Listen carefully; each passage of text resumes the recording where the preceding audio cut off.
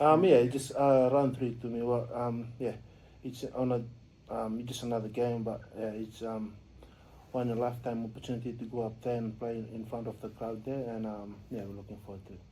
Yeah,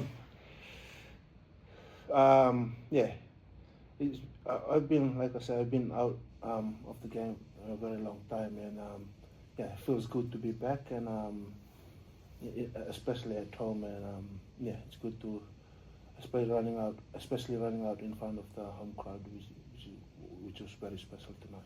I really miss it, like especially just around the boys, and yeah, the team we got, and yeah, tonight was yeah, it was I was trying to just do my job and finish the game without any injuries. So yeah, yeah, they did. Well, they're the one who kept me busy, especially my two young boys. So yeah, yeah, they've been a big part of me coming back the way I come back, and yeah, it's good to like I said on the start, it's good to have those support around you, especially going through that time.